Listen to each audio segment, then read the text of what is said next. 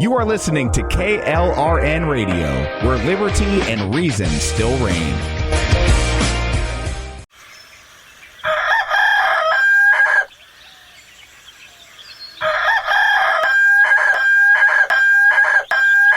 If you prefer real mornings, shouldn't you have a real breakfast? At McDonald's, we get real about breakfast. That's why you can have a savory sausage biscuit with delicious hash browns for only $1.50. It's time to wake up breakfast. Single item at regular price. Prices and participation may vary. Cannot be combined with any other offer or combo meal. Not to be a backseat driver, but can you say for sure you got the best monthly payment possible on your auto loan? Could it be that you might have gotten a better deal by shopping the loan at a few places and have a lower car payment? Next time, before you go car shopping, visit Communication Federal Credit Union first. Our auto loan experts will find you a perfect loan and get you the lowest monthly payment we can. Communication Federal, your auto loan experts. Restrictions apply. Federally insured by NCUA. Ready to stand out, Army ROTC prepares you not only as a college student, but as a strong leader, allowing you to earn the rank of second lieutenant. You will be eligible for full tuition merit-based scholarships and develop leadership skills essential for your future. Start strong and enhance your college experience. Visit your campus Army ROTC representative today. To find out how you can earn up to a full tuition scholarship, visit goarmy.com/podcast to locate your closest ROTC program today. Army officers inspire, strengthen others. Paid for by the United States Army. Hi, I'm Mike, founder of DollarShaveClub.com. What is DollarShaveClub.com? Well, for $1 a month, we send high-quality razors right to your door. Yeah, $1. Are the blades any good? No. Our blades are f***ing great. Each razor has stainless steel blades, an aloe vera lubricating strip, and a pivot head. It's so gentle a toddler could use it. And do you like spending $20 a month on brand name razors? 19 go to Roger Federer. I'm good at tennis. And do you think your razor needs a vibrating handle, a flashlight, a back scratcher, and 10 blades? Your handsome-ass grandfather had 1 blade and polio. Looking good, pop-up! Stop paying for shave tech you don't need. And stop forgetting to buy your blades every month. Alejandro and I are going to ship them right to you.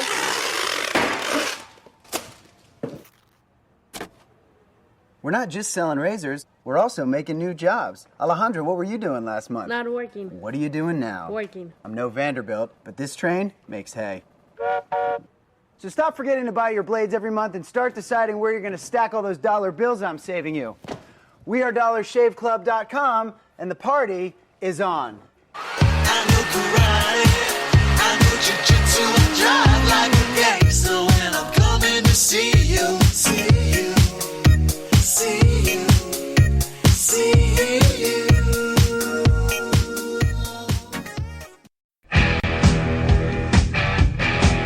KLRN Radio has advertising rates available. We have rates to fit almost any budget. Contact us at advertising@klrnradio.com.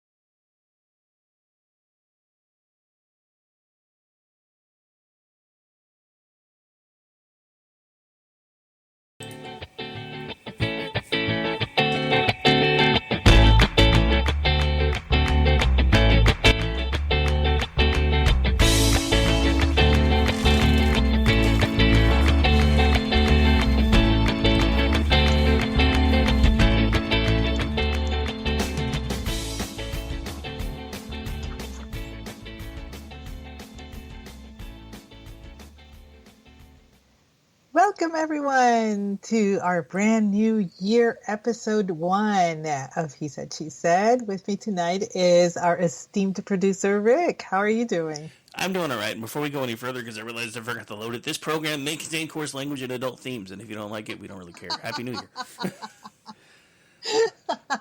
But yeah, so as you heard, Aggie already said Happy New Year, so I'm going to say it the same way I said it in the title. Happy New Year, you filthy animals. That's for me, not from Aggie.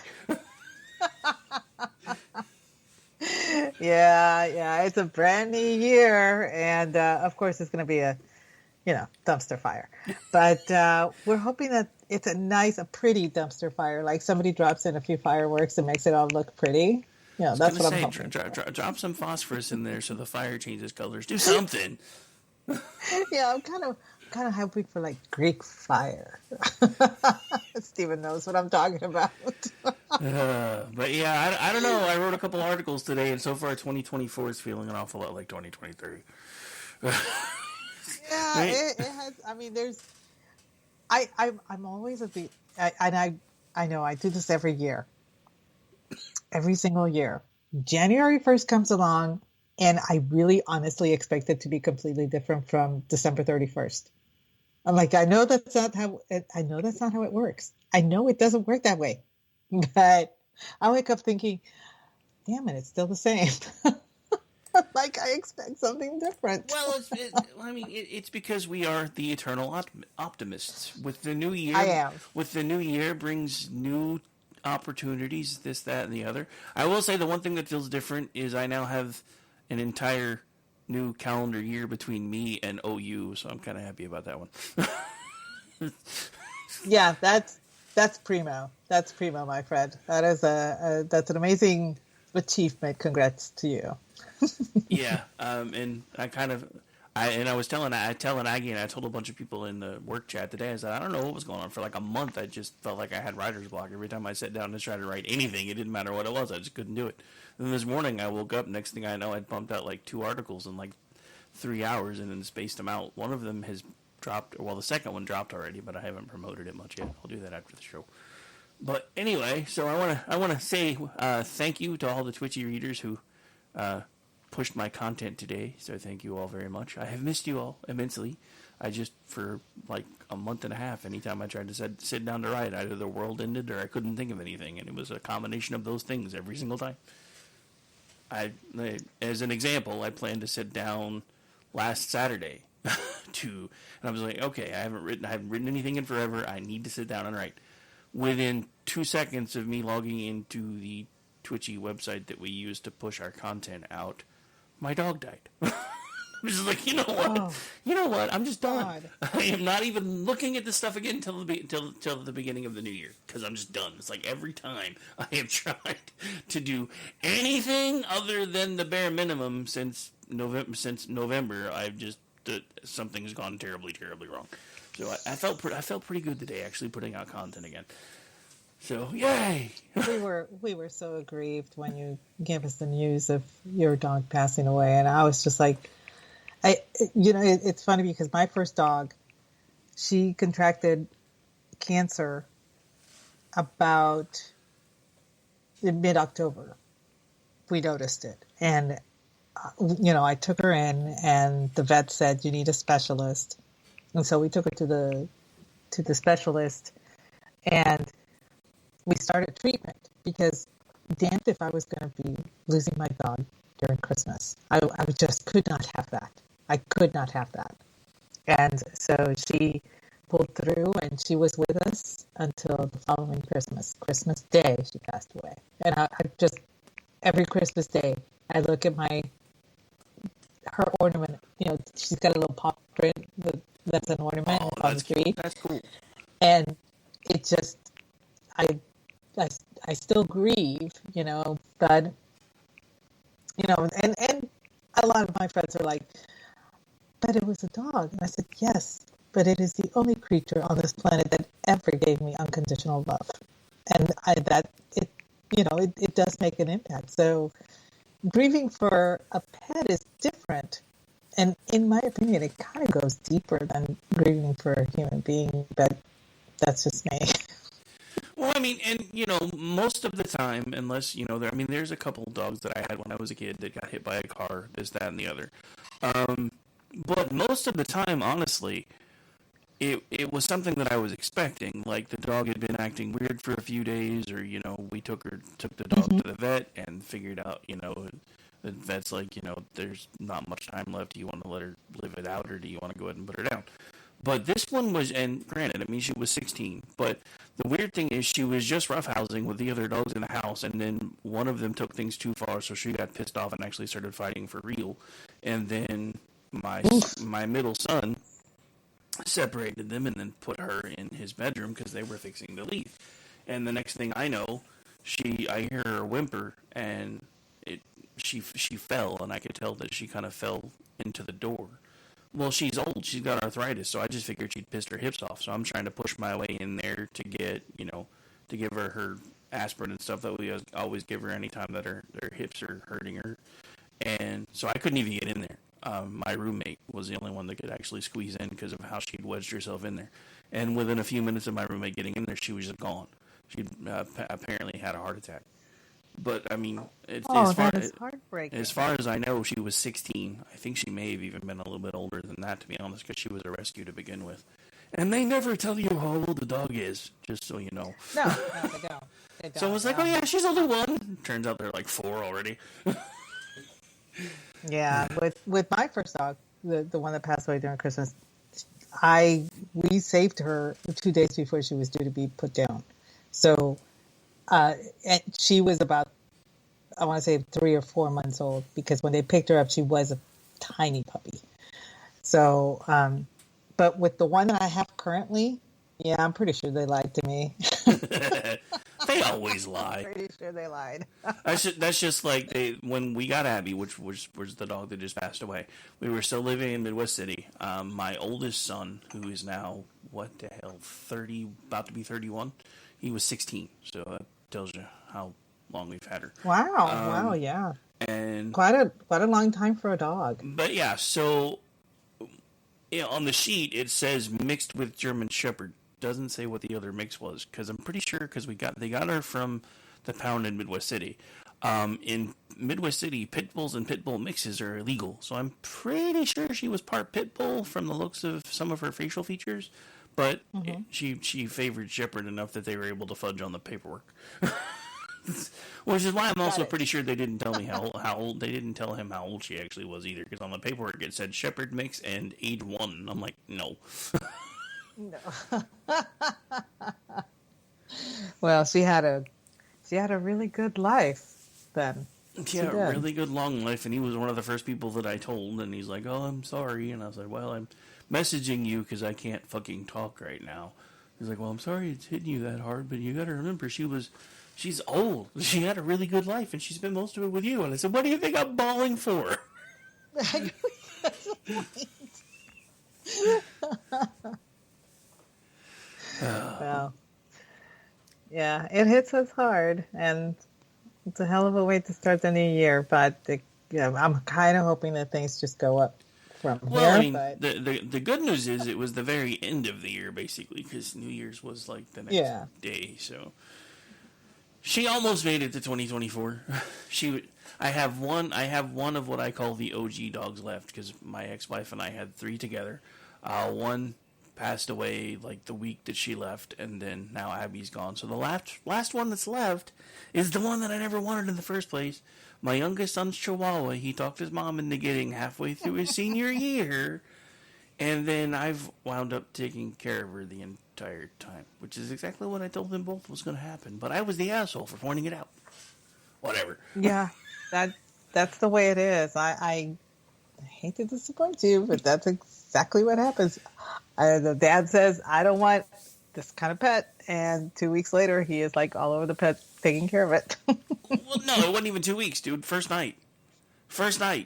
Like, he got pissed off because she was whimpering the entire night, and he had her in her room in her kennel because he was trying to kennel train her, and she wouldn't stop whining. And he's like, I have to go to school. So he got up apparently like around 1, 2 in the morning. Took her into the laundry room, which is the other half of the room that I'm in right now, which is one of the coldest rooms in the house, by the way. In the middle of January. This was not too long after Christmas break. Stuck her in the kennel and put her on top of the washing machine. I wake up about maybe 15, 20 minutes later to a that I'm hearing all the way across the house, and I'm like, what the fuck is going on? So I start poking around, and I'm like, what? And I'm like trying to trace the sound down because, I'm half asleep. So then I open the door in here, and she's like, and just going nuts like a little hyper chihuahua. So I got her out of the kennel, picked her up, went in the living room, and she was just shivering to death. So I put her on my belly and put her under the blanket, and she fell asleep. So I spent the rest of the night in the chair with the dog. that I never wanted in the first place because I knew my son wasn't going to take care of him. And my now ex-wife told me I was an asshole because she was only trying to get rid of the snake that she didn't really want in the house in the first fucking place. Wow. Okay.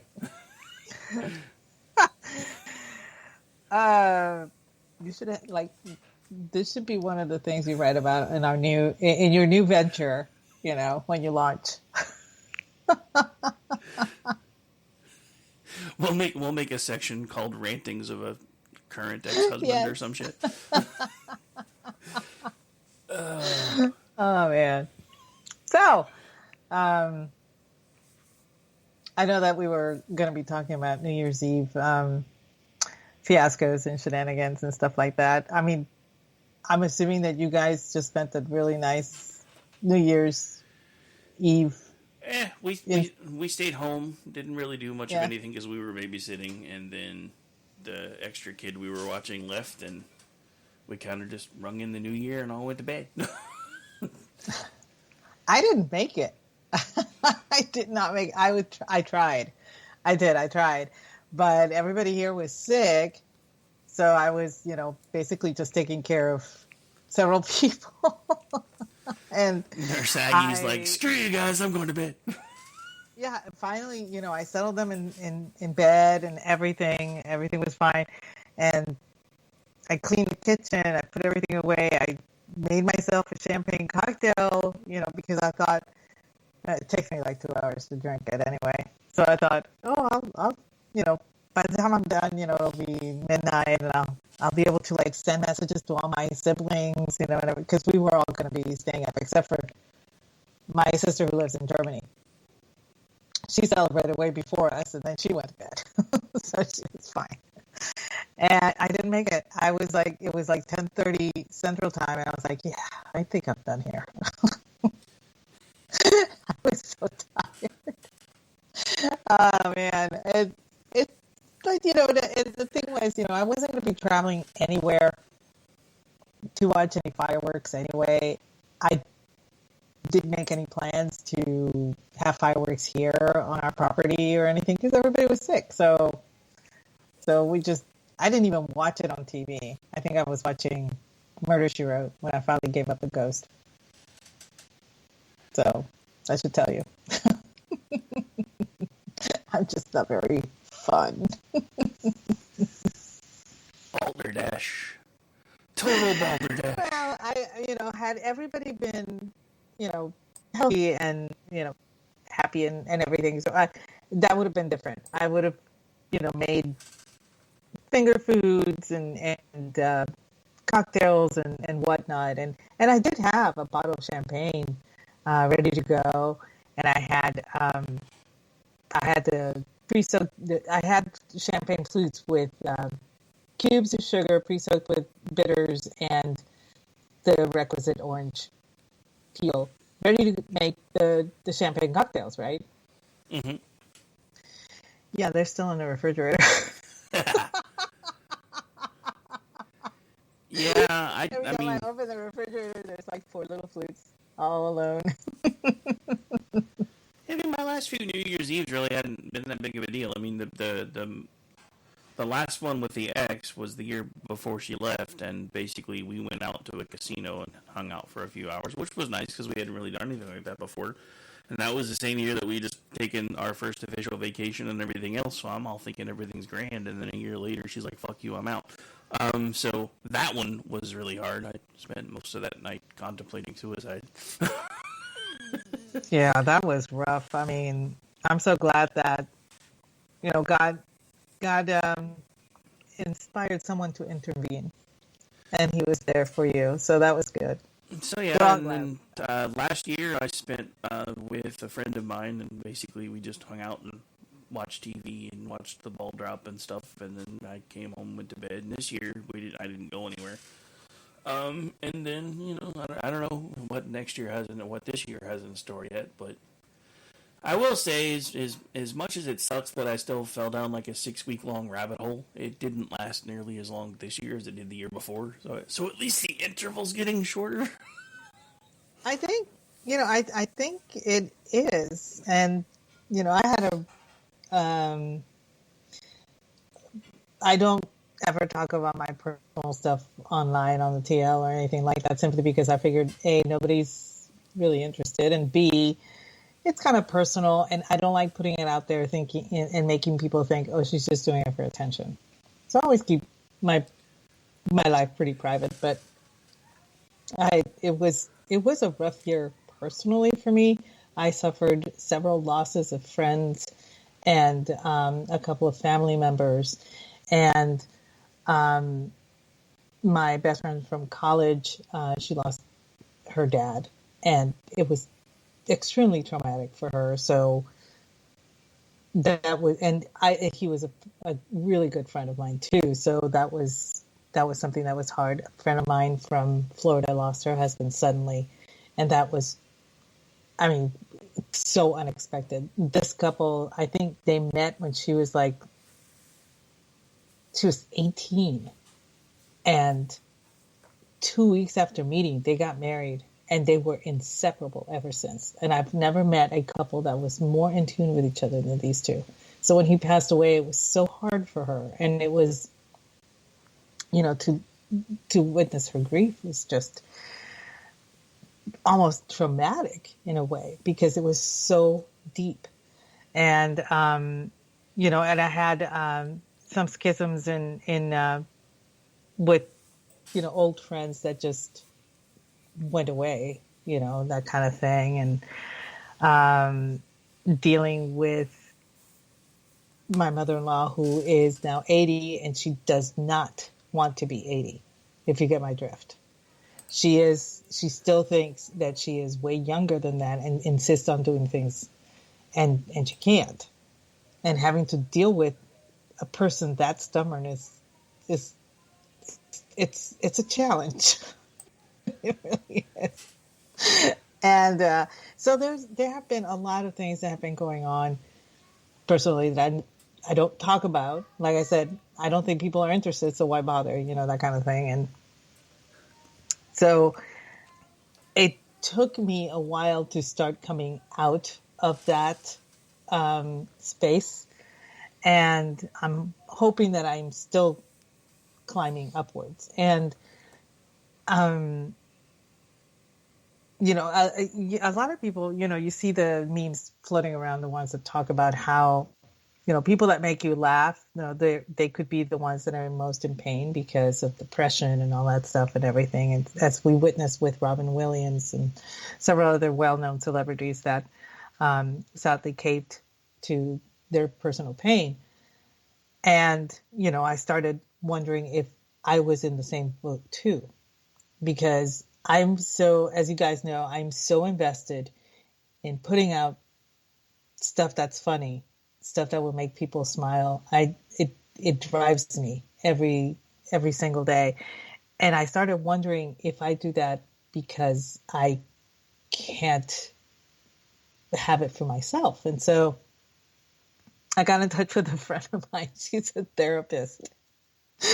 And she and I went to Texas A&M, and she graduated in the College of English, and then decided, this whole teaching shit, that's not for me.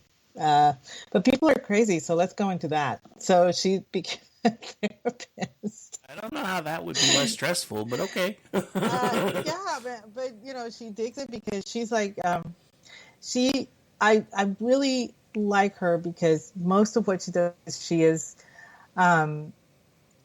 sits, she lets you talk, and if you don't feel like talking, she'll start talking, and she'll just talk about whatever. She just wants the person to feel at ease, but she will not tell you what you want to hear.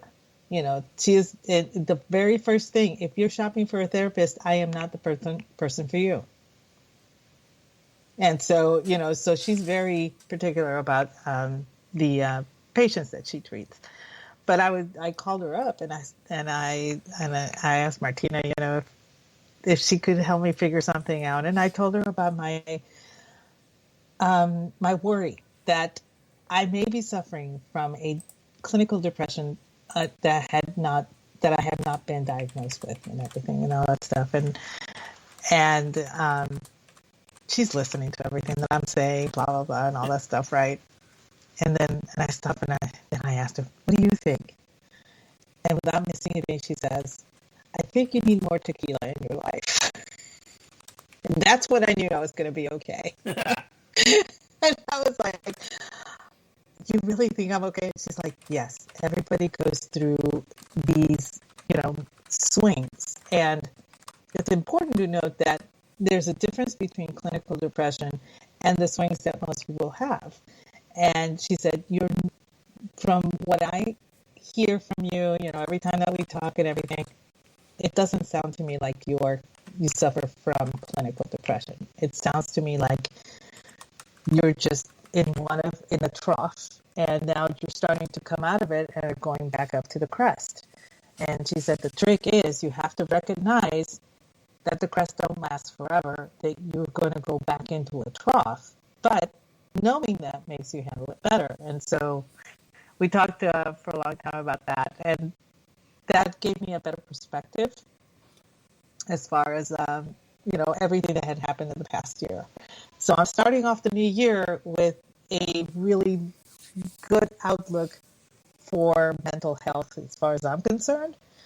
And I a lot of people are like, I just have to take care of my mental health and all that stuff. And I always rolled my eyes about that because it just sounded to me like they just needed a pedicure. You know what I mean? And, but there are some people that you should encourage to take better care of their mental health because sometimes they don't have guards. They don't have guards towards, keeping themselves from, literally going insane with thoughts and processes, and so I can understand that. But luckily, I was disabused of the notion that my thing needs, medication, and which was my worry.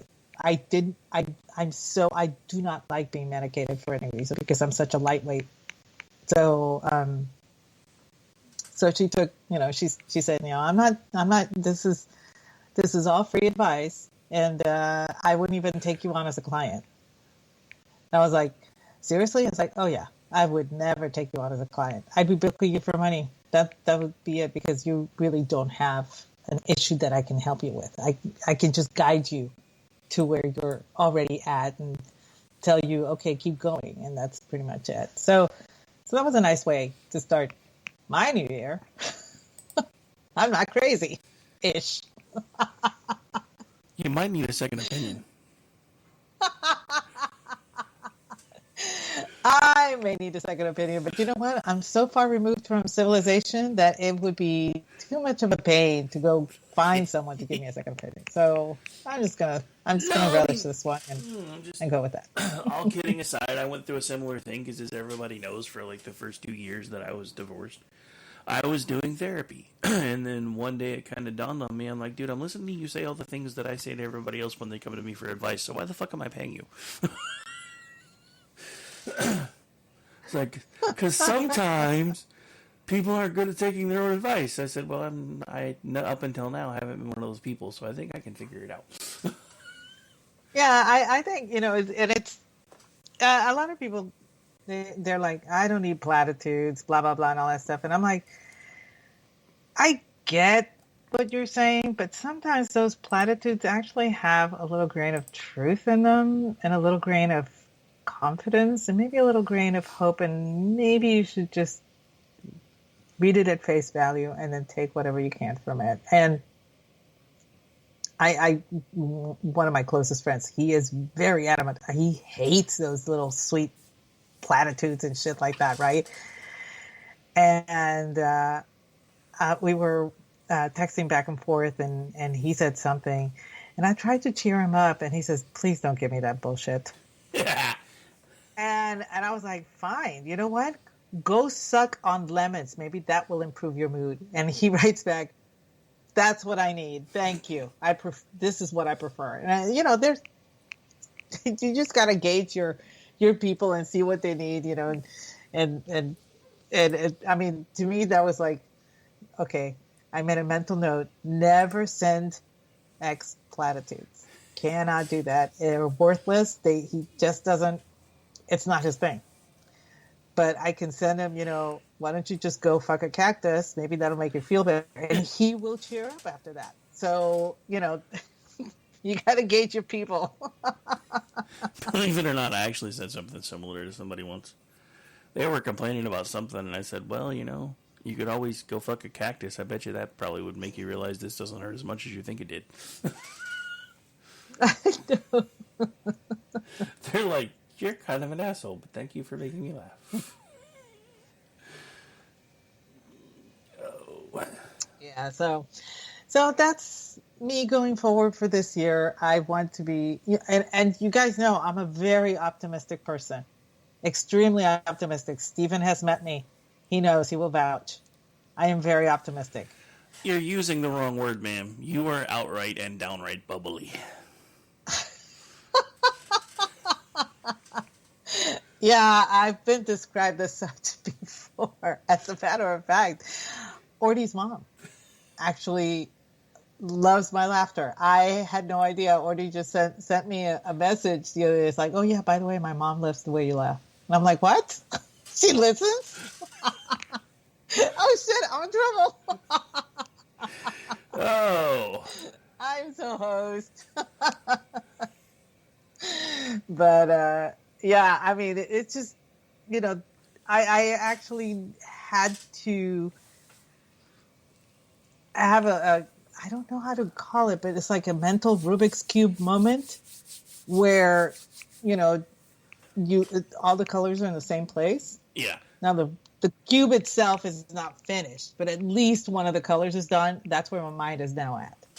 It was scrambled completely, but now at least one side is finished. Move on to the next one. Speaking of Rubik's Cubes, did you see the new one they have out now that's like a subdued Rubik's Cube? I'm like, what the fuck is the point? It's all black. Are you serious? Yeah, I saw it. It popped up in the Walmart app one time when I was looking at Christmas presents, and I'm like, why? But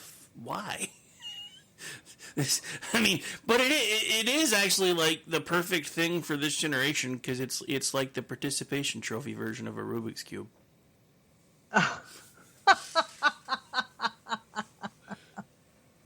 Yeah, I could see what it would be. I always,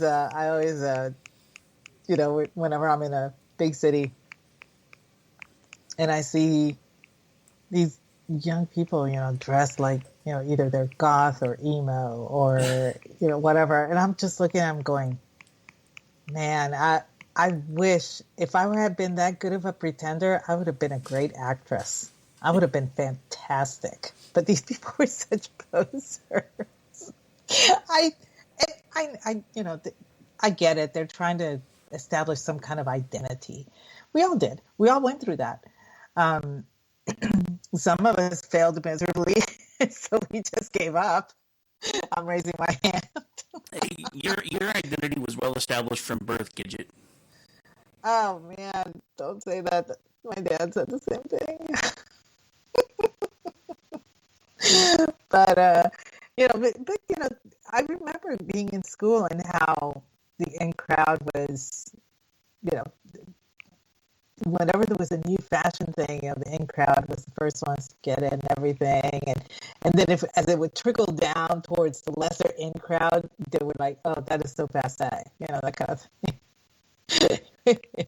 It was. I think that's possibly what incentivized me into going into anthropology, because I loved watching the cultures and the subcultures in high school, and it was fun for me. Well, it was either anthropology or you were going to become the next Jane Goodall, one of the two. Well, I find it. You guys know I go to thrift stores all the time, and I was in. Well, shockingly enough, I was in a thrift store, and there was a girl, and she was looking for vintage T-shirts because they were all the rage now. And so I asked her, "What kind of vintage shirts are you looking for?" She's like, "Oh, anything with some, those old groups like Queen and and she's just rattling them off, Journey, and the groups that my grandma used to listen to. And I just about punched her dead in the mouth. It was just like, what did you just say? Aggie's reaching for her machete that is discreetly. I was just like in shock that she's like, the groups like my grandma used to, listen to. And I'm thinking, my grandma listened to like Glenn Miller. It's like, what the hell? Yeah, but you got to remember, we are now the grandmas and the grandpas now. But yeah, so this is when I knew I was old. It was bad enough, like the first time I turned on the oldie station in my area and it was playing songs that I listened to in high school, and then because the whole time my wife was with me, I almost never had to go to the grocery store because she worked at a grocery store. So most of the time, if we needed stuff, she was the one in charge of the pricing. She just wait for shit to go on sale, mark it down even more, and then bring it home. So I almost never had to grocery shop. So that was one of the first things that was why that first year was so hard. I had to relearn where everything was because we had moved on top of everything else. And the first time I went to Walmart to buy shit, I was in there for 5 hours trying to find everything. I was so mad. But that's kind of when I realized how old I actually was, because there were some things that I couldn't find at Walmart, so I went to the actual supermarket that's further down the street. And I walk in, and they're playing Journey. And I was like, fuck. I'm so old now, dude. It's like, it's one thing when the oldie station is playing your shit, but when you walk in and it's playing at your local grocery store, it just, if you haven't picked out your coffin yet, do so now. Just saying. Oh man, I think that was the let me see if I remember correctly. That was the last concert I attended, was Journey and Steve Miller Band. This was back in 2012, I don't know. It was before 2013. I remember that much, but it was Filipino Journey, because it wasn't Steve Perry, right? That dude could sing, let me tell you. Filipino dude could sing. It was an awesome, awesome concert. But I was there for Steve Miller because I had wanted to attend a Steve Miller Band concert since I was, I think, 13. And I had never had the means or the opportunity.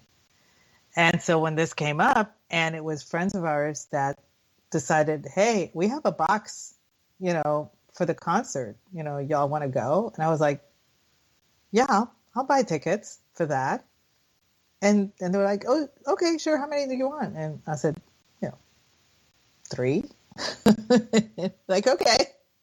And so I bought 3 tickets and we all go. And it's like, I didn't know what that experience would be like, being in a box, but we had our own bar.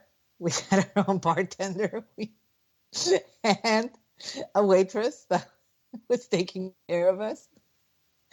I was like, and I went up to the bartender. It's like, is there a running tab or something? Oh no, this is included all in the price of the tickets. And I was like, really? I said, okay, hit me up. Because I didn't know. I had no idea. And so the bartender filled me in on how everything worked and everything. But that was one of my goals, was I wanted to see Steve Miller Band in concert before I died. And I achieved that one. So that was kind of cool. But yeah, nowadays it's like, all of these vintage rock t-shirts, or like kids are like going through thrift stores because it's the in thing to wear because it's so retro. And I'm like, please, we never did that. Oh yeah, we did. We totally did. Look at me. I'm doing it now. I'm wearing June Cleaver dresses. But I just think it's kind of funny that what they think is retro, we just think as, oh, it just happened 10 years ago. But no, it didn't. Here's an interesting thing that literally blew my mind not too long ago. You realize if they were to reboot Back to the Future, that the year that he would be going back to would be like 1985 now. Oh, God. I graduated from high school that year. Yeah. Terrifying, ain't it? I was talking to my girlfriend and she's like, oh yeah, we're doing our high school reunion, blah, blah, blah, and all that stuff, because normally we have the high school reunion in the fall of the graduating year. So it would be this coming fall, Yeah. because the graduating year is the following May. So, and I'm like, how many bets on walkers, because she's like, at least 10 of us will be in walkers if we attend. That actually should have been probably my first real clue that I wasn't with my forever person, because anytime I brought up us going to my high school reunion, she was like, no, I don't want to go. That's weird. Yeah. I mean, it's really weird because I've never actually attended one of my high school reunions. I've never been able to. It's not that I didn't want to go. It's just that I've never been able to. And the one year that I actually finally thought I was first of all, I was in the States.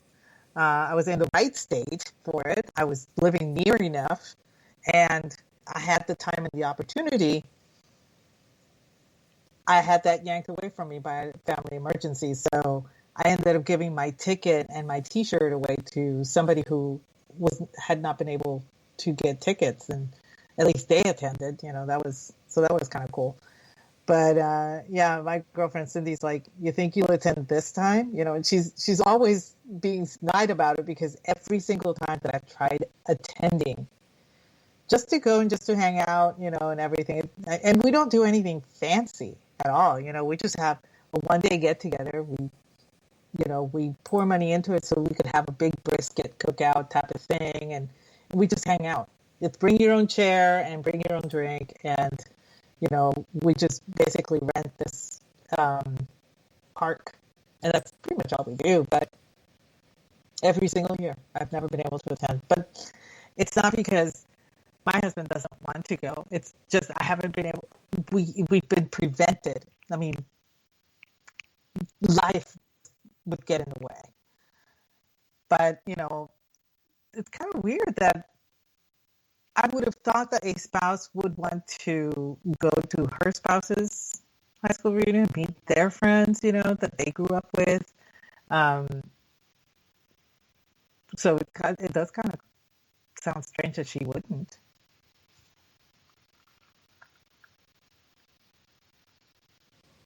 Sorry, I got distracted.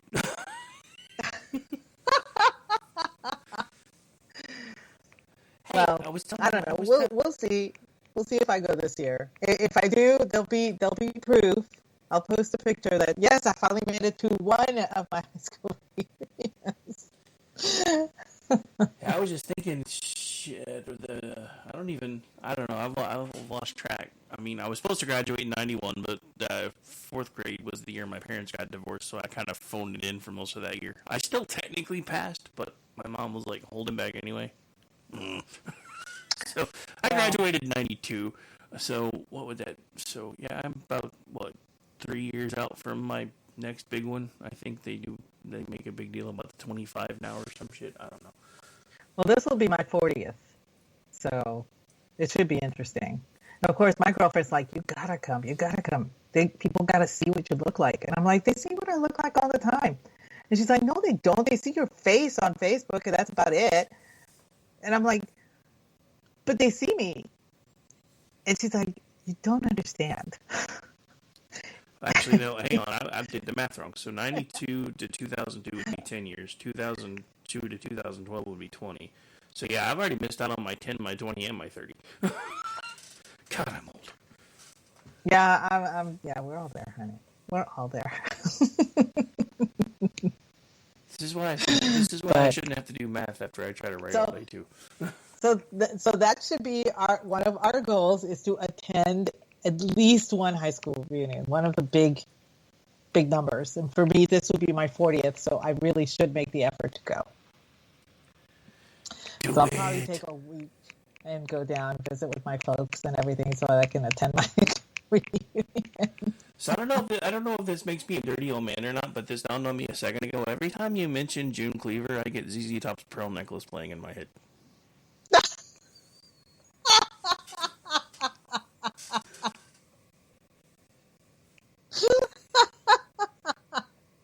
That's funny. Oh man. Okay, so I guess I will not be mentioning her.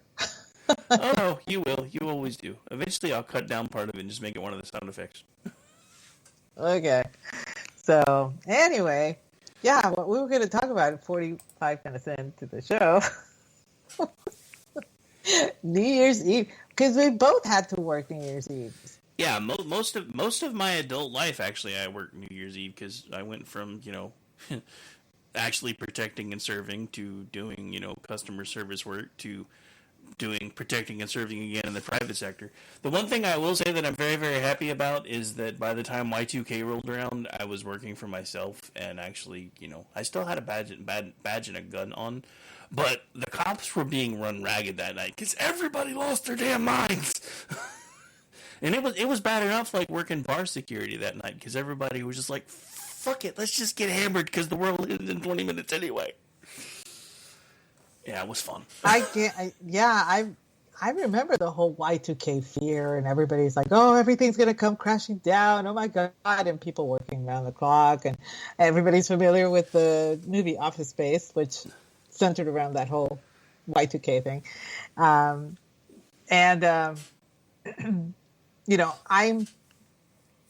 lucky that I get my email. I'm not tech savvy. I'm very old fashioned. I still have I had 2 rotary phones in the house. so like I said, I'm extremely old fashioned and everything. And yes, they are corded. Ma Bell, is that you? Yeah, pretty much. That's me. So I was very ignorant of the whole issue with Y2K. My brother-in-law, he was in networking on the base at Randolph Air Force Base, and seriously, he was working 16-hour days because of this issue. And I'm like, can't you just put a 2 where the 1 used to be? I don't understand. He's just looking at me going, you're so pitiful. I could not grasp it, And one day he sat down and he started explaining in layman's terms exactly what was going on and why they had to make sure everything was compliant and up to date before, the turn of the year was over. And once he explained it in layman's terms, I was able to catch on and understand the gravity of the situation. So I knew a lot of people that were in, that did go do networking and computers and web services and stuff like that. And they were working like really long days up until like the last week of December. I mean, it was like almost to the day, people were still working on this issue. So I can imagine how fun that was for you. Well, so here's just to give you a taste of what I dealt with that night, because everybody was convinced that society was basically going to crash. The lights were going to go off, all the computers were going to stop working, and even all the way back then, computers still ran most of everything. So the end of my night actually dealt with me having to detain 6 different people who ran a bar tab well outside of what the cards were actually had on them, because they just assumed that around midnight the machines were going to crash and nobody was going to be able to collect money off the cards anyway. So yeah, I had cop cars coming one after the other for like 2 hours. I worked until 8 o'clock that morning. There was an after hours club that didn't serve alcohol. They usually closed at 6. By the time we were done dealing with all the people that had just decided they were going to try to steal alcohol, it was like 8 o'clock in the morning by the time I finished all my reports and everything. It was so much fun.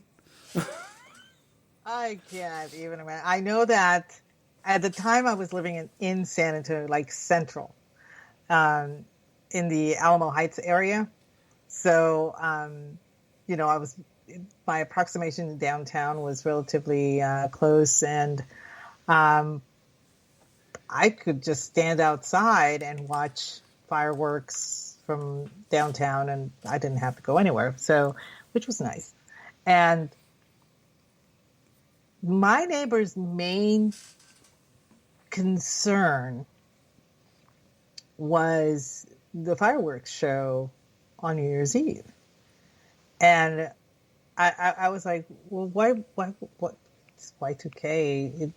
It's computers. It's not fireworks. I don't understand why you're so worried. And one of them happened to mention that everything was, they do work it with computers to fire off the fireworks and all that stuff and all that. And I was like, so let me get this straight.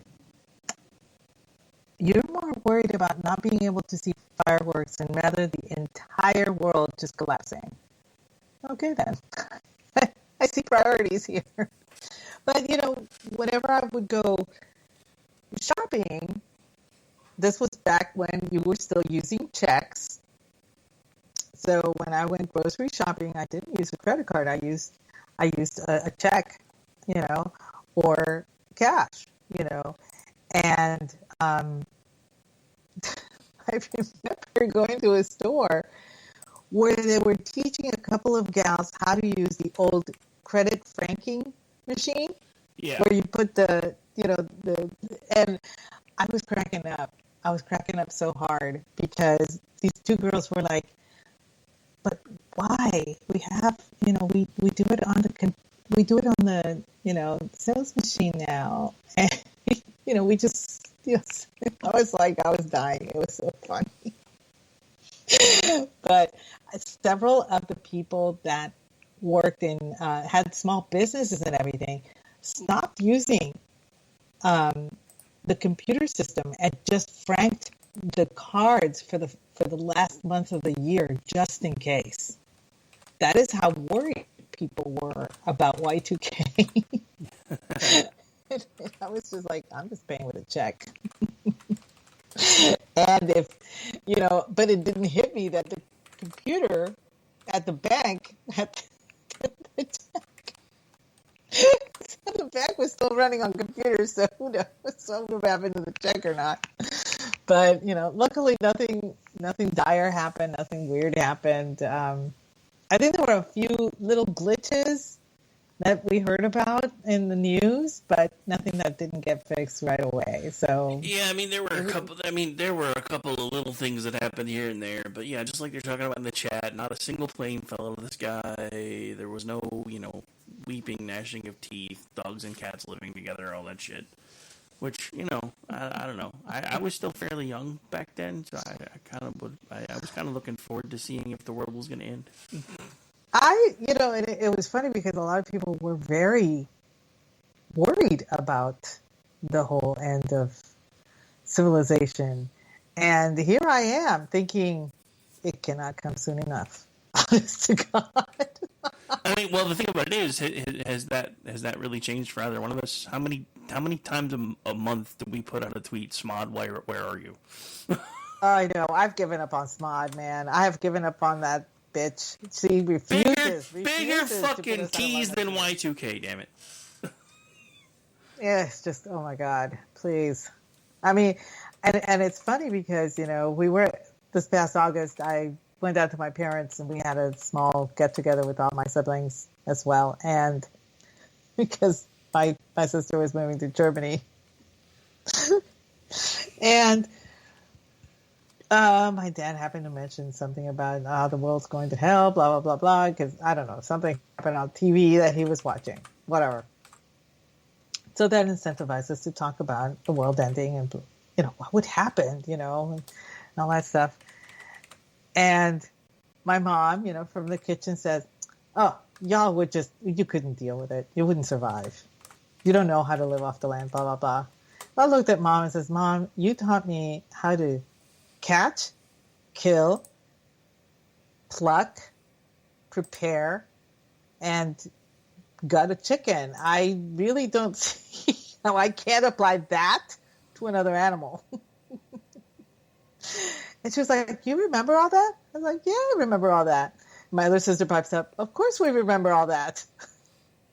When we were old enough, she was like, okay, this is what you're going to learn because from now on you're the one that's going to do it. So I'll cook it, but you guys will prepare it. I'm like, okay. And she was like, she thought that because we were no longer doing that kind of stuff that we had forgotten it. But no, we just started talking about all our different things. And then I told him, I was like, yeah, I learned how to build a stone oven when I was in college. And my mom like looked at me and was like, what class did you take where they taught you that? I was like, nutritional anthropology. We had to learn how to make a stone oven. I don't know what to tell you, Mom. So we were all talking about all of our different, skills, survival skills and all that stuff and everything.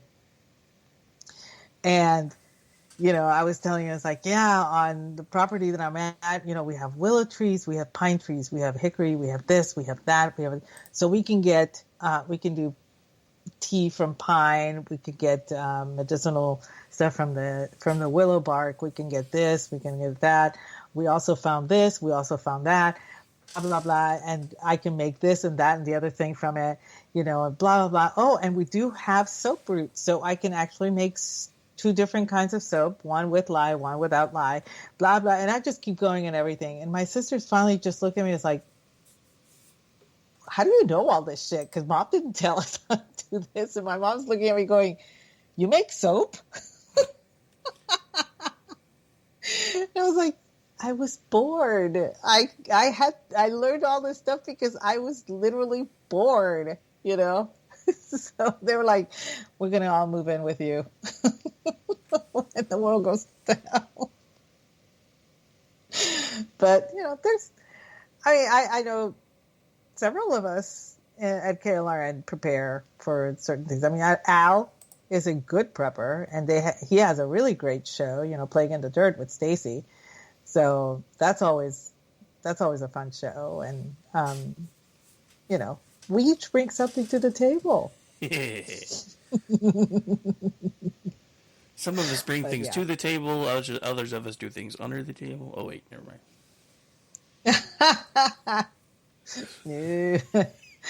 But anyway, speaking of New Year's Eve, working on New Year's Eve for me was always fun, with a couple of exceptions. And it's just that because I worked retail. And so we would close at 6, and that's still early enough for you to go home, eat, do whatever, and then, go out for New Year's Eve. And I would have the following day off anyway. But there were a couple of New Year's Eve that were not that great. There was one New Year's Eve, it fell on a Saturday. And New Year's Eve that falls on Saturdays for retailers, it sucks because Saturdays is usually the biggest shopping day of the week. So, and then it's going to be your shortest day. So you think, oh, yay. But no, invariably something bad always happens. And for me that year, because it fell on a Saturday, it was almost like a full moon. Okay. So we had the weirdos and the kooks coming in. Some guy came in, brought in fireworks, and decided to set them off in our store. So that was fun. Because he set off like 3 different types of alarms, and I had cops in my store for like 2 hours. And it was the most insane Saturday I ever had. And my district manager was gone. He was on vacation. My manager was out of town. So, and I was the assistant manager that year. And so, all of this stuff is happening. So I had to call regional to let them know what was going on. And regional got upset because regional expects you to call your manager, who calls the district manager, who then calls regional, right? But I went straight to regional. So they were very upset with me. And then I explained the situation. And this poor woman, hold on, let me sit down. Because she was pacing, walking around or something, and it's like, let me sit down. Are you telling me that someone set fireworks in your store? And I said, yes, ma'am. the Baybrook store 366, is having an issue right now. It's going to come across, and because the alarms went off and we had police presence, and so we have to file a report, and that's why I'm calling you. It took me 3 tries to get her to understand that someone came in with fireworks and set them off in my store. She just could not grasp that. She could not understand how somebody could do that. And I'm like, it's New Year's Eve, man. Everybody's got fireworks. I don't know what to tell you. So it made for a very interesting. I could not wait to close that store. But unfortunately, because it happened around, he came in around 5 o'clock and the closing was at 6, I had to wait until the police, had done their stuff and everything had been done and security had come and gone. And of course, this was a Simon Mall, so they had to come in and assess damage while the damage was fresh and all that stuff. And then, of course, I had to go through and make sure that our store, merchandise was okay. Luckily for me, the only thing that got damaged were some of the placards up high by the ceiling, so it wasn't too bad. But, I finally closed it up, and at this point, I lived in Houston, so I had to drive back to Houston after that, and I didn't get home till like 8:30. And of course, they're asking me, I thought the store closed at 6. We expect you to hear at 6:30. I was like, yeah, I know, but somebody said fireworks in our store. And I had to tell the story all over again. And that was, we had made plans, all of us, we were all living in an apartment. We had all made plans to go to the the Astrodome. We lived like a mile and a half from the Astrodome. We were going to walk to the Astrodome for the fireworks display. And by the time that I got home, it was completely full and everything. There was no way that we were going to be able to see it because it's not inside, it's outside, but there was no place for us to even stand or anything. So we just turned around and just watched it from where we lived at. So that was probably my craziest New Year's Eve. I mean, I don't recall anybody ever having someone come into their store with fireworks and set them off. I don't remember hearing anybody doing that. Yeah, Who does that? The only other even worse New Year's Eve we already talked about last episode, and that was the one where, because everybody likes to not only shoot off fireworks on New Year's Eve, but decides it's a cool night to shoot off guns. I had an officer. That was actually the year before the Y2K. I had an officer who wound up being shot by a stray bullet. That was fun. I mean, I know that that has got to be one of the stupidest things any human being can do. Is just shoot into the air, up in the air, because the bullet has to come down. Well. So here's the thing that made this the most stupid, right? Is a lot of people don't know this, but warning shots have been illegal in most municipalities for a long time because of that very reason. Because as the father of gravity once pointed out, everything that goes up must eventually come down, and that's why during. I don't remember I think it was when he was running for vice president. He had told everybody buy a shotgun and fire off warning shots, and people were going to jail for taking his advice, and it was Joe Biden. It was Joe Biden, yeah. Yeah, but we made him president just about 12 years later, so that's fun. I say we in the royal sense because I didn't vote for the motherfucker. No, and I won't be this time either. Just saying. But yeah, no. Yeah. The one thing I will say after, having to work the field on full moon nights, working customer service full moons, all this shit that everybody that's never done a lick of customer service that tells you the full moon doesn't impact people, we are 70 some odd % water. Think again.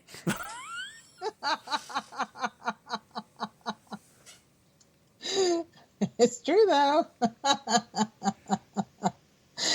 Yeah, that jives. It tracks. I mean, everybody says, "Oh, please, that doesn't really happen. It doesn't exist." And I'm like, "Yeah, you know what?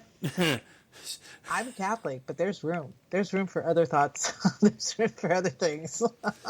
First time I said that. First time I was talking with my latest ex-wife. We were still dating, so I made her do a ride along with me the next full moon. I was like, "Come on, you can come with me." She was like, and she'd been out a couple different times when it wasn't a full moon. She was like, "Is it like this every full moon?" I'm like, "Yeah, pretty damn close." She's like, "I'm not gonna talk shit about you having to work full moons anymore." No, I mean there isn't. I mean, it. I have friends that EMTs and nurses, and they all hate full moon days. They just. I mean, oh God! I remember when I worked at a hospital. One of my friends was a nurse in the surgical ward, and as I was leaving, she was coming on. I did the 7 to 3. She was doing 3 to 11. And I said, "Hey, Mary, what's up?" She's like, "It's a full moon." And I looked at her and I was like, "Oh, come on. How bad can it be?" Yeah, that night was bad. That was a bad question to ask. That was like, I saw her like 2 days later. It was like, it wasn't really bad, was it? She looked at me and said, she had 2 codes. She had one guy who insisted on wearing his surgical gown backwards, which meant the gap was in the front, and he insisted on going around al fresco. And seriously, I was like, you work surgical. You don't work the sidewalk, the psych ward. I don't understand. She's like, it happens every year. Every single full moon, it happens. Something weird happens. It doesn't matter that I'm just a surgical nurse.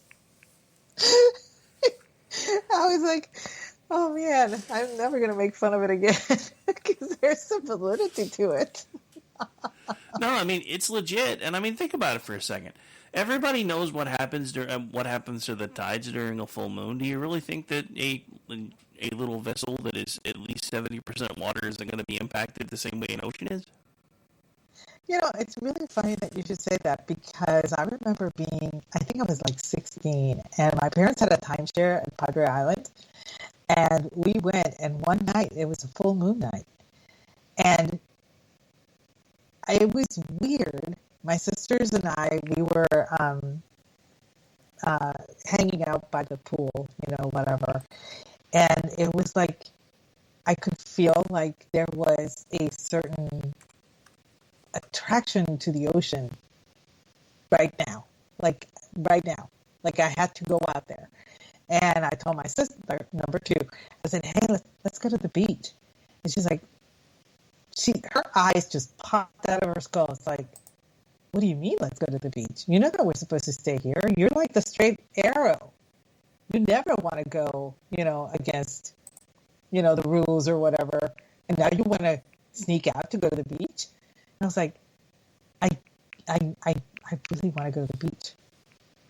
And she was like, okay, I want to go to the beach too. So we went. We didn't get in the water. We just stood there. We just, it was really weird that there was this attraction to just go to the shore.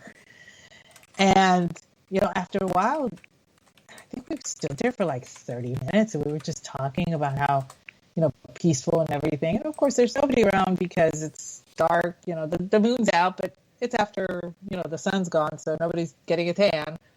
So everybody's inside or gone. But there was a certain attraction. So I really do think that there is a certain pull that the moon, if we are that much water. So that sounds mystical, but I don't know. It was weird. It was kind of cool. The word lunatic was invented for a reason. Just saying. It's true. This is true. Let's go with that. So I was perusing Twitter, and I have a question, because maybe it's like an East Coast thing that I missed out on for the little bit of time I was on the East Coast. But what the fuck is Scrapple? Ooh, Scrapple. Okay, so you're familiar with Spam, right? Yeah, but yes. Okay, so imagine kind of the same thing, only it comes in like a round loaf, like a cylindrical loaf, and you slice it, but you have to like make incisions, like every, I guess, in every quarter, just incisions, because when you fry it, it'll shrink some. And it's just something that they eat up there. It's kind of, and I equate it to Spam. It's not the same thing, but it's in the same general type of food category. Well, because our good friend Vincent Charles put out a tweet earlier that says, "Who has two thumbs and is making breakfast for dinner?" This guy, and he has a picture of a package of Scrapple, and I'm like, I don't even know what that is. Yeah, it's a Pennsylvania thing, like Steven said in the chat, and I liked it. Some people are like, ew, why would you? But I'm like, dude, I'm from Puerto Rico. I grew up with Spam. I would like anything. See, I'm pretty sure my taste buds were broken when I was a child, because I remember frying up Spam and thinking it tasted a lot like sausage, and then I tried it like when I was an adult, and I was like, was I high then or am I high now? Because what the fuck? Yeah, no, bleh. Nope. Thank you. Andrew put up the definition in the chat for you, so you may want to take some time to read it because it's quite interesting. Well, of course it's Pennsylvania Dutch. Damn it, Ordy. Oh wait, that's not quite the same thing. Scrapple, also known by the Pennsylvania Dutch name Penhas, basically meaning pan tenderloin in English, is traditionally a mush of pork scraps, and trimmings combined with cornmeal and wheat flour, often buckwheat. So it's made into a loaf, and then you slice it and you fry it. I mean, like I said, it's like Spam. So just in the same category of food, I guess. So it's basically nearly a hot dog, but not put in a casing. No casing, which is fine. I liked it. I went to visit friends up in Pennsylvania and Philadelphia area because I wanted to get Independence Hall scratched off my list and see the Declaration of Independence, see the white slavery quarters and Liberty Bell, get all of that done, right? Yeah. And I stayed with them, and Tina, my friend, she cooked. She said, "You're going to have a traditional Northeastern breakfast," and I was like, "There's such a thing?" And she says, "Well, you know how the South has biscuits and gravy?" I was like, "Yeah." I says, "Well, we have Scrapple." And I'm like, "Is that a gravy?" She said no. And then when she served it, I was like, "This looks like Spam." And she was like, "It's in the same general." I found it to be quite good. I liked it. Yeah. So I have absolutely no complaints about Scrapple. Scrapple was actually very good for me. Yeah, your kind likes menudo. End of sentence. Oh no, I do not.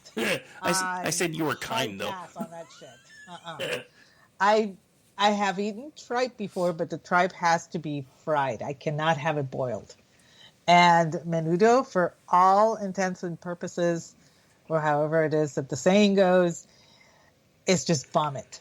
Warm vomit, as far as I'm concerned. It's just awful. Yeah, I mean, I stand it. I'm not as picky as some, but there are things that I will not eat. Like and this is one reason why I didn't enjoy being on the West Coast or the East Coast as much as I could have, because I am not a huge fan of seafood. I'm not gonna lie. I'm a city kid when it comes to seafood. Give me Long John Silver's and I'm happy. Trying to make me eat the fresh stuff, and I'm just like, ugh. No thanks. I do like crab cakes when they're done right, though. I like fried shrimp or crab cakes. I'll eat the fuck out of those. But if you try to give me like peel and eat shrimp or peel and eat crab, nope, can't do it. Nope, can't do it. I can. I have no problem with shrimp. I have no problem. I have an issue with oysters. And this is probably going to upset some of my friends, but just the thought of it is just like, yeah, no, I can't. I just can't. Not even fried. I can't do it. However, I will eat mussels and clams. Just not oysters. I don't know what it is about them, but no, I can't. Hard pass. And and it's funny because I went to a New Year's Eve party once, and the food was all Cajun food, and I was like, oh God, I cannot stand Cajun food. I know I'm an outlier, and I live like practically next to Louisiana now, so there's a lot of Cajun food here. But I may actually be close to you soon. Oh yeah. Well, I'm going back down for Mardi Gras, so I may actually have to stop and see you on the way in or the way out. Really? Oh my God, you made me so happy. Please, please, please, please. Stay the night. Like break the trip, because it's a long trip. It's like, what, 10 hours? Yeah, it's 10 hours. See, drive for 5, spend the night with me, and then drive the other 5. It works. We got room. Well, it depends on how many people are coming. I'm trying to get all my kids to go down there because I'm still honestly kind of considering relocating maybe, and so I want them to get a look at. Okay, so I have 2 guest rooms and a guest house. So what you're saying is bring the tribe. You can if you want to, sure. How many is in the tribe? Well, I mean, Gracie is. Well, Gracie would be in the car with me if we plan on bringing everybody anyway. The ones that would be in the car with me would be me and then Jess and Dave and Gracie. The rest of my kids all have their own transportation and will be figuring out that shit on their own if they decide to come. So good to know. Keep me in the loop. But yeah, I'm planning on it because the roommate finally got her vehicle again, so I'm not having to share a car anymore. So now I'm like, hey, this means I can actually start planning trips and shit again because I don't have to go, oh, you have to work this weekend? Okay, I'll change my plans. Yeah, I know. That was... I've been in that situation too, so I get it. But yeah, keep me in the loop because we do have the room. You can be on the way. It's not far out of the way, so that'd be really cool if you could do that. It'd be so cool. Yeah, I'll have to figure it out and then maybe either add a day to the trip, either coming or going. I haven't figured out which one yet. I think I have upset our tribe. Yeah, I'm sorry. I just do not do Cajun food. I'm sorry. See, I don't necessarily mind Cajun food. I'm just picky about what I eat that I consider Cajun food. Like, I will tear up some gumbo, but you start throwing shrimp and shit in it, and I don't want it no more.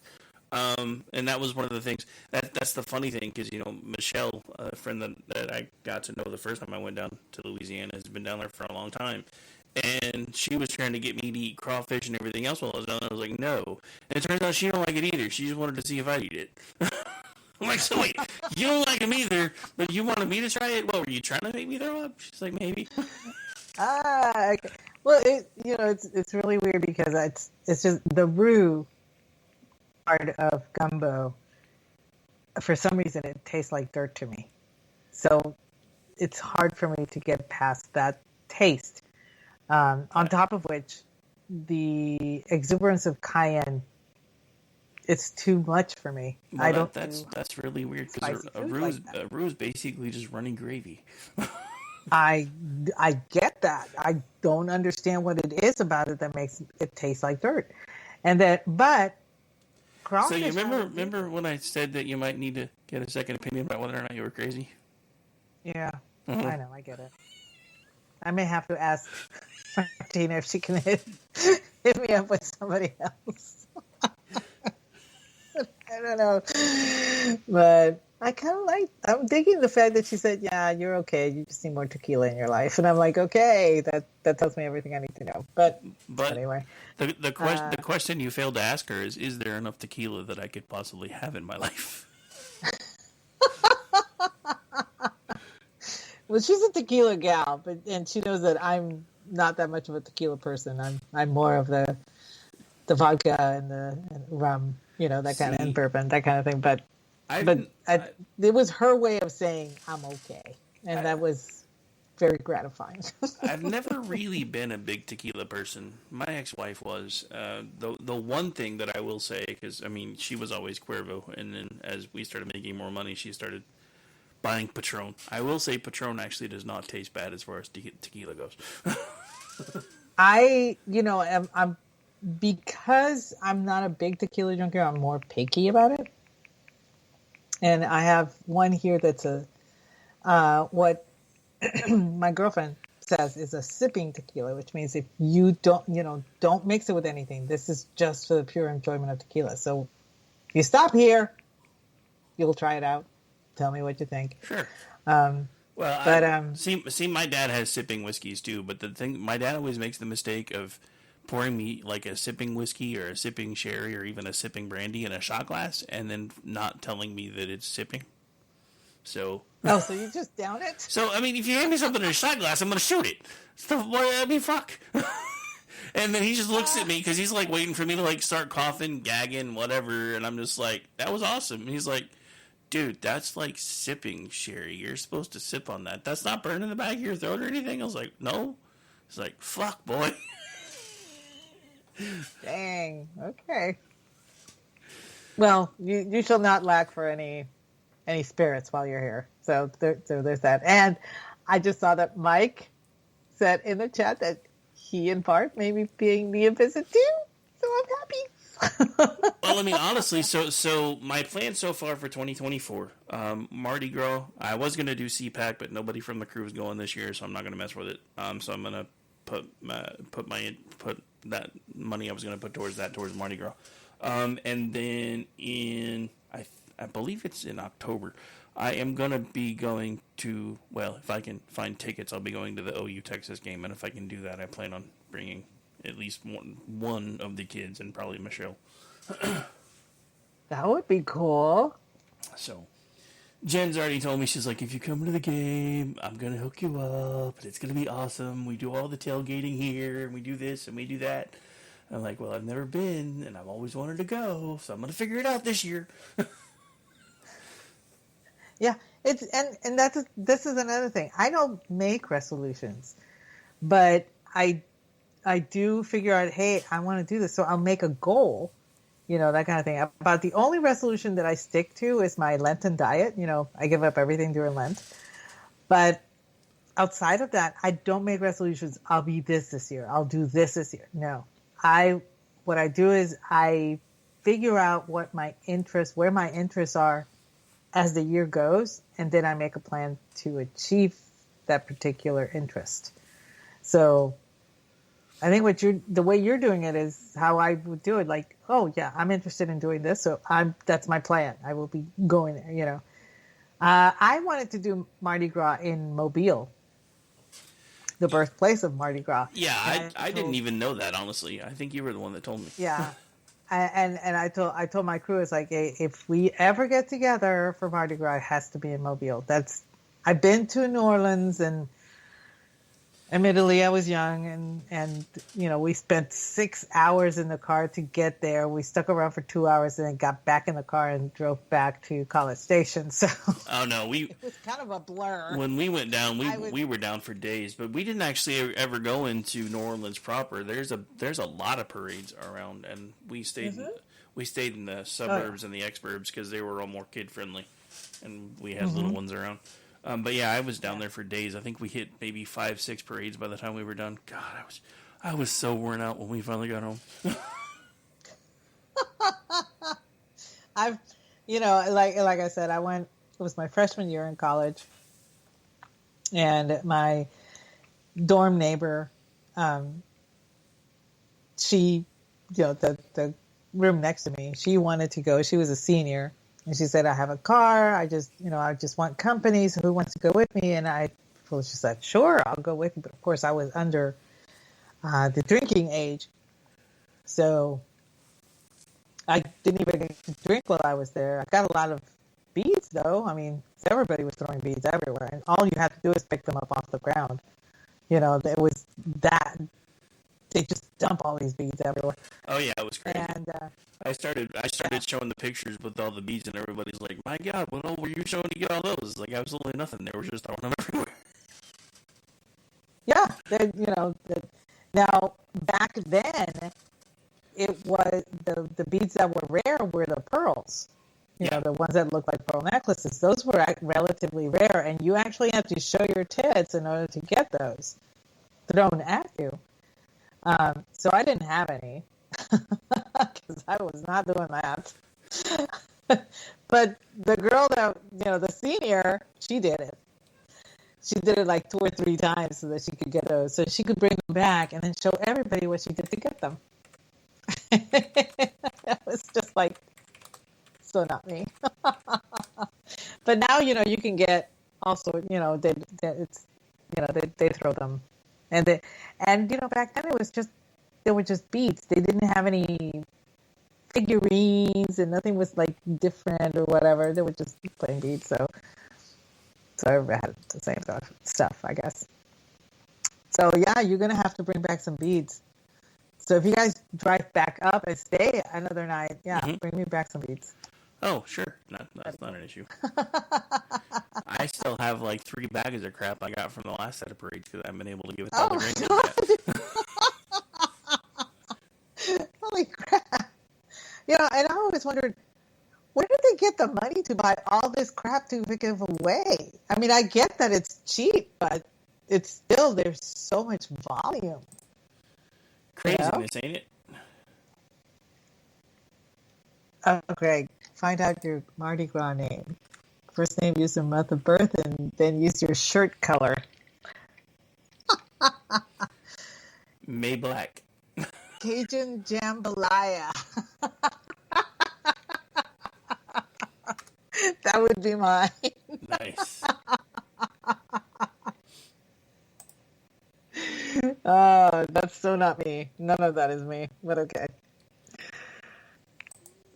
Oh my goodness. Yeah, Mike, no, I can't even. How did you manage driving a 76-foot long trailer truck in the French Quarter? I can't even. That place is so tiny.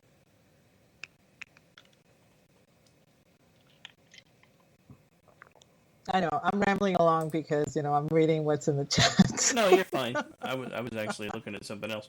But I feel like there is one thing we do have to talk about before we sign off because we're getting pretty close to the end anyway. Yeah. The dog that had a $4,000 enema. I do. Kind of. Oh my God. How? How does this happen? I mean, I don't know, dude. I'm just like, what the hell? a dog ate $4,000. And this poor man had to dig through a lot of poop and a lot of vomit to get it back. But there was a lot of damage also done to the bills. I mean, some were torn, some have been, obviously shredded. And I'm just like, well, first of all, how do you leave $4,000 in a place where the dog can get it? But importantly for me is, why do you have $4,000 laying around? And he had a legitimate reason, but it still is like he left it out there. Yeah. I just that blew my mind. I was just like, I cannot believe that happened. I felt bad for the couple, but it gives a whole new definition to money laundering. I will say that. I don't know if that counts as money laundering or money soiling. But yeah, so apparently this is the part that kind of threw me off, right? So the dog somehow manages to eat $4,000, which I'm assuming was mostly paper money. Otherwise, that would have really sucked. Yeah, it was paper. But so they got back all but 500 of it. I don't want to think about what they had to do to get back the other 3,500. Nope. Nope. I've cleaned up enough dog poop. I don't want to. Nope. Don't even want to think about it. I just don't want to. Well, that's disappointing. I was looking to see if season tickets counted the Texas game, and they don't. Because I was like, that wouldn't be terrible. But yeah, no, they don't. But, ugh. First of all, I mean, dude, it's bad enough when your dog gets onto your plate or something. How hungry did the dog have to be to eat $4,000? I that's what's blowing my mind. I don't understand what would motivate the dog to eat it, because I don't know. Maybe it's just me, but paper money has always had a weird scent to me. It's not a pleasant smell, which may have attracted the dog. I mean, these are creatures that do eat their own poop, so I don't, whatever. So that could have been it. But again, why would you leave that out to where the dog can get it? I mean, my dogs, I didn't close the pantry door one time, and they found a bag of chips opened and proceeded to eliminate its contents. I understand that.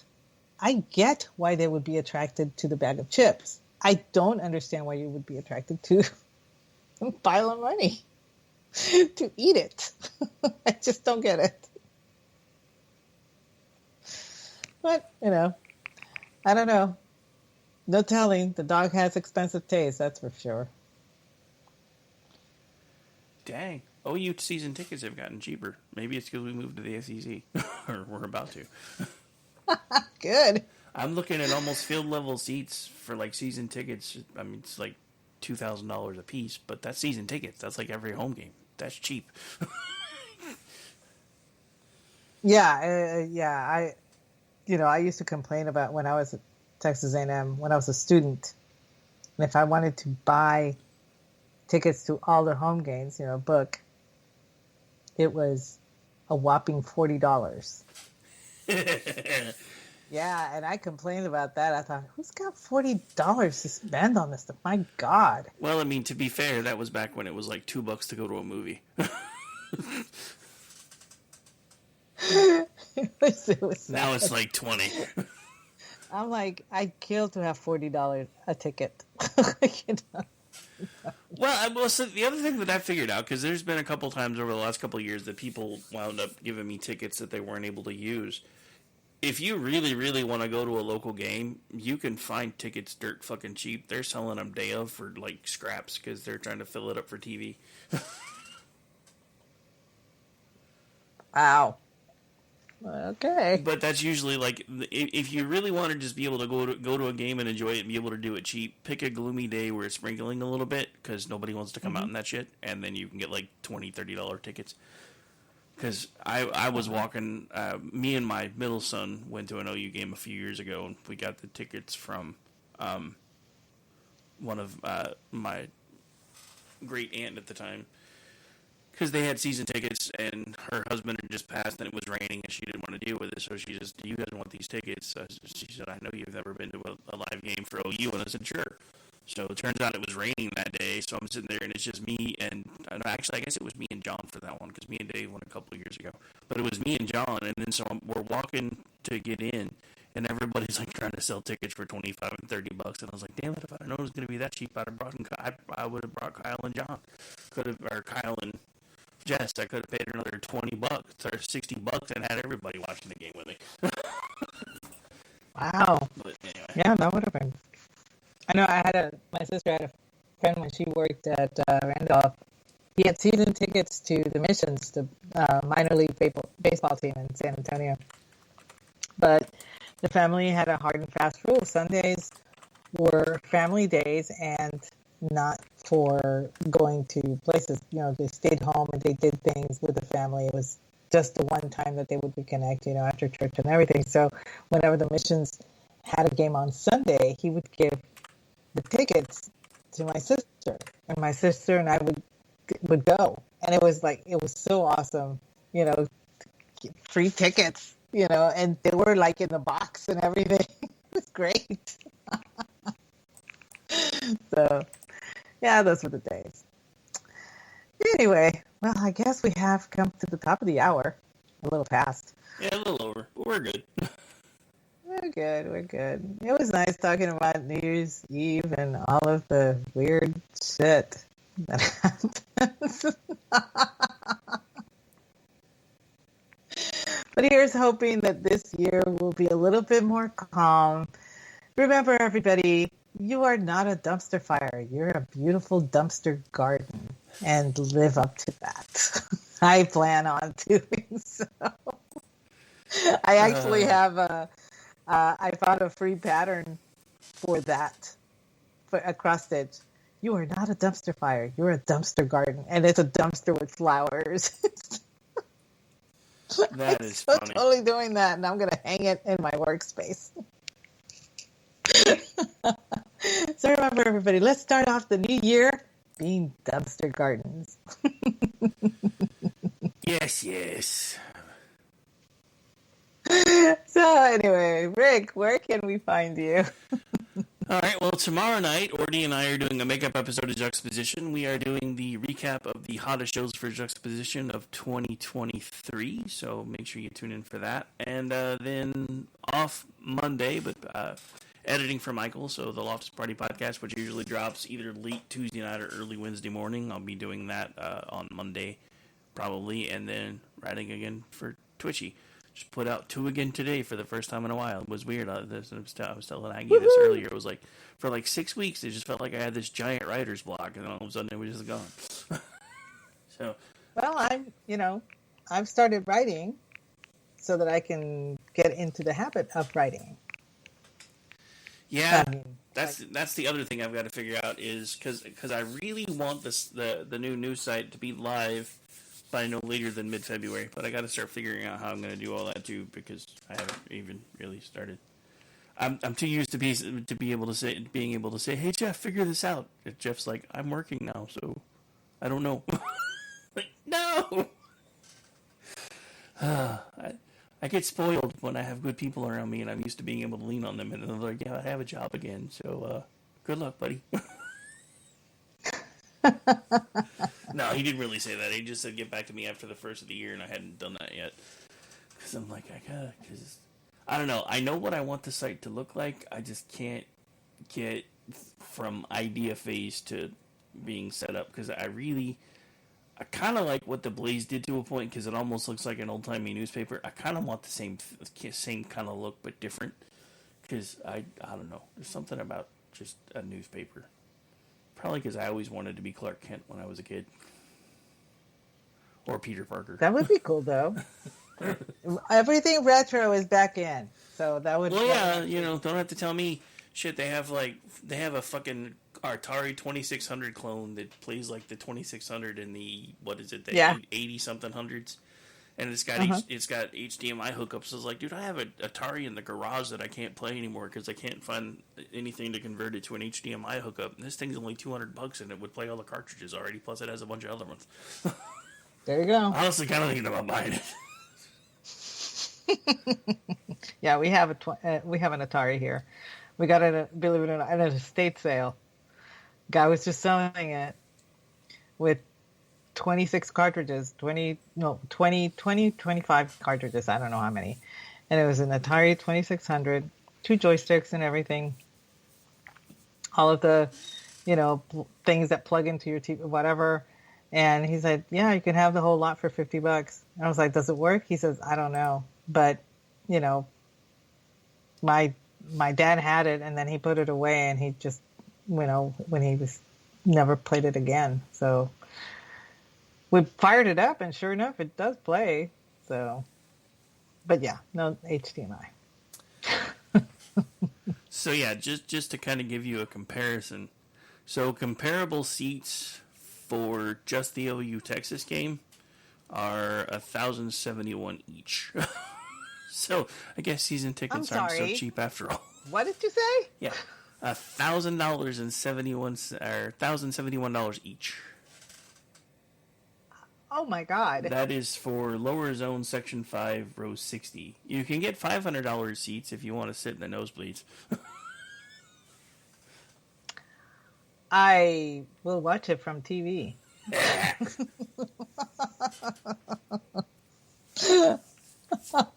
Holy cow! No.